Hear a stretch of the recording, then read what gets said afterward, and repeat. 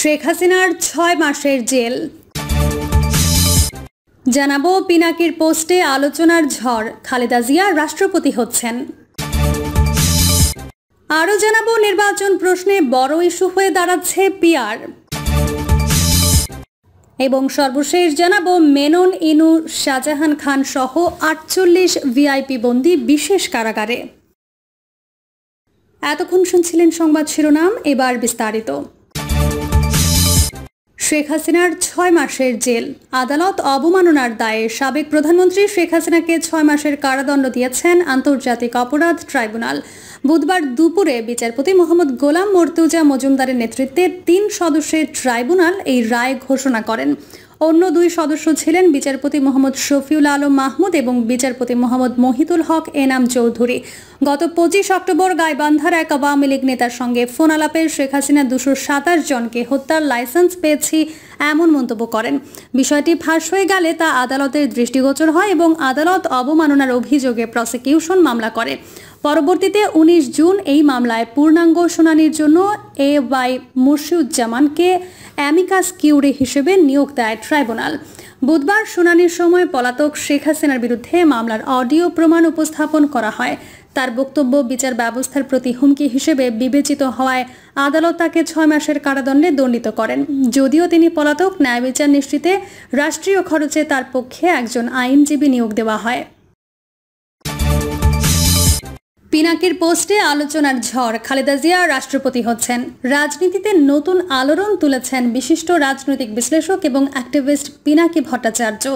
৩০ June রাতে নিজের verified Facebook পেজে একাধিক পোস্টে তিনি বিএনপির চেয়ারপারসন বেগম খালেদা জিয়াকে বাংলাদেশের পরবর্তী রাষ্ট্রপতি করার প্রস্তাব তুলে ধরেন।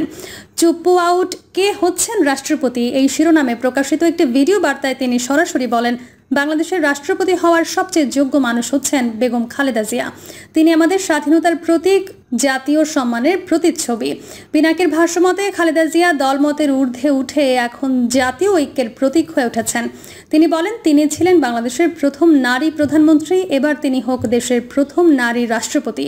এর আগে এক পোস্টে খালেদা জিয়ার একটি ছবি দিয়ে পিনাকি লেখেন, নতুন বাংলাদেশের রাষ্ট্রপতি যার হাতে সার্বভৌমত্ব, স্বাধীনতা এবং মর্যাদা নিরাপদ থাকবে। তিনি আরও বলেন, খালেদা জিয়া ও ডক্টর মোহাম্মদ ইউনূস এই ২ অভিভাবকই বাংলাদেশে একটি নতুন রাজনৈতিক যাত্রার নেতৃত্ব দিতে পারেন। যারা দেশকে অনেক কিছু দিয়েছেন, এবার সময় এসেছে দেশ তাদের সম্মান জানানোর।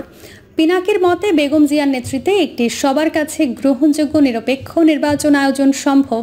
আমরা চাই সংসদের নতুন সদস্যরা বেগম জিয়ার কাছে শপথ নিক, বলছেন তিনি। এই মন্তব্য ঘিরে সামাজিক মাধ্যমে শুরু হয়েছে তুমুল আলোচনা ও বিতর্ক।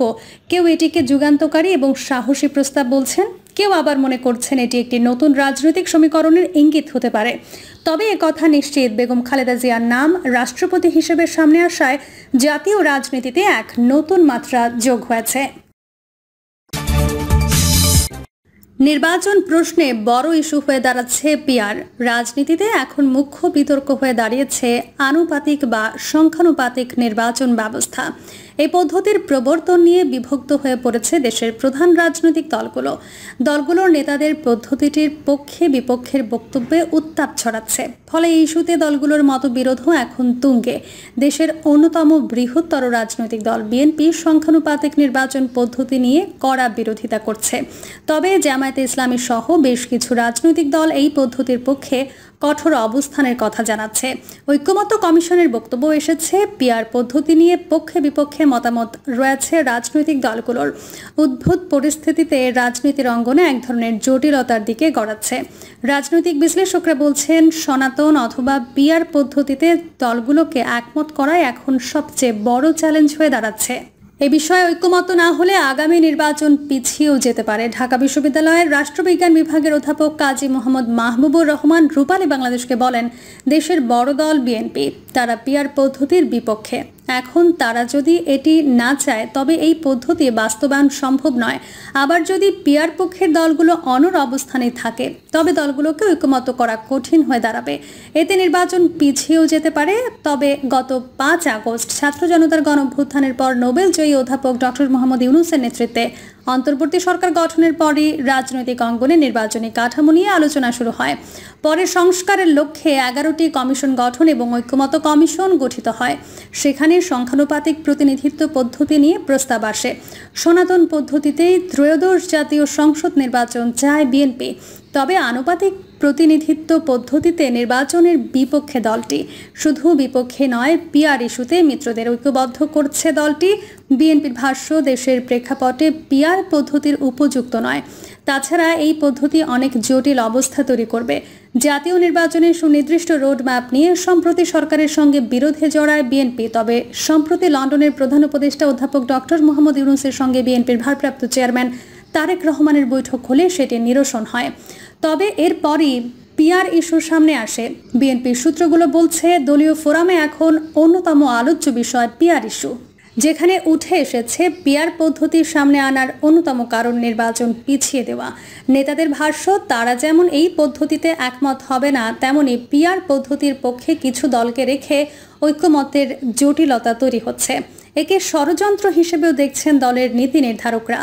পিআর পদ্ধতি নিয়ে আলোচনা শুরু হলে তখনই বিএনপির মহাসচিব মির্জা ফখরুল ইসলাম আলমগীর বলেছিলেন, সংখ্যানুপাতিক হারে নির্বাচন পদ্ধতি দেশের রাজনৈতিক বাস্তবতার সঙ্গে জুৎসই নয়। এই ধরনের নির্বাচন পদ্ধতি একটি সরকারের স্থিতিশীলতার পরিপন্থী। বিএনপির সর্বোচ্চ নীতি নির্ধারণী ফোরাম জাতীয় স্থায়ী কমিটির সদস্য মির্জা আব্বাস রোববার ঢাকায় এক অনুষ্ঠানে বলেন, আনুপাতিক হারে ভোট এবং আগে স্থানীয় সরকার নির্বাচনে যারা দাবি তুলছে তারা দেশ জাতির সর্বনাশ করতে চাচ্ছে। এক একজন এক একটা দাবি তুলে নির্বাচনকে পিছিয়ে দিতে চাচ্ছে। এদিকে স্থায়ী কমিটির বৈঠক ডাকে বিএনপি। সোমবার রাত 8টায় গুলশানে বিএনপি চেয়ারপারসনের রাজনৈতিক কার্যালয়ে এই বৈঠক হওয়ার কথা। বিএনপির নির্ভরযোগ্য সূত্র বলছে, বৈঠকের মূল এজেন্ডা হচ্ছে সংস্কার ইস্যু। একজন নেতা রূপালী বাংলাদেশকে বলেন, বৈঠকে মূলত বিএনপির ভারপ্রাপ্ত চেয়ারম্যান তারেক রহমান দলীয় নেতাদের পিআর ইস্যুতে দিক নির্দেশনা দেবেন। এদিকে পিআর ইস্যুতে মিত্র দলগুলোর সঙ্গেও যোগাযোগ বাড়িয়েছে বিএনপি। গত শুক্রবারও 12 দলীয় জোট নেতাদের সঙ্গে আলোচনা করেছে দলটি। সেখানে দলটির পক্ষ থেকে জোটের নেতাদের পিআর পদ্ধতির বিপক্ষে জোরালো অবস্থান নিতে বলা হয়েছে। সেই সঙ্গে ঐক্যমত্য কমিশনের বৈঠকেও বিএনপির সুরে কথা বলতে অনুরোধ করা হয়েছে। ওই বৈঠকে বিএনপির পক্ষ থেকে অংশ নিয়েছিলেন বিএনপির স্থায়ী কমিটির সদস্য সালাউদ্দিন আহমেদ।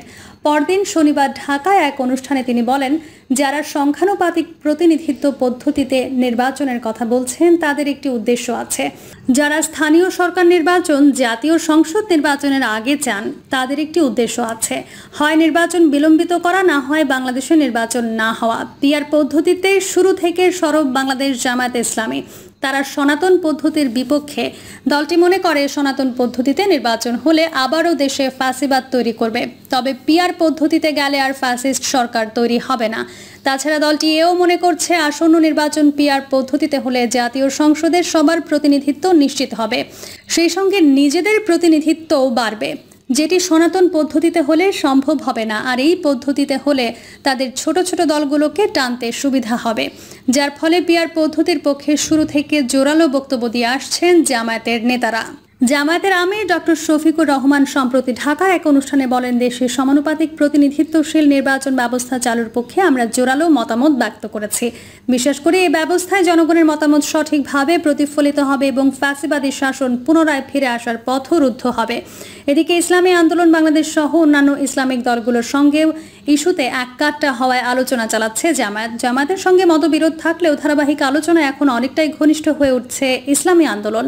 ফলে এখন একই সুরে কথা বলছেন ইসলামী আন্দোলনের নেতারাও। ঢাকার সোহরাওয়ার্দী উদ্যানে গত শনিবার ইসলামী আন্দোলন বাংলাদেশের মহা সমাবেশে অংশ নেয় জামায়াত।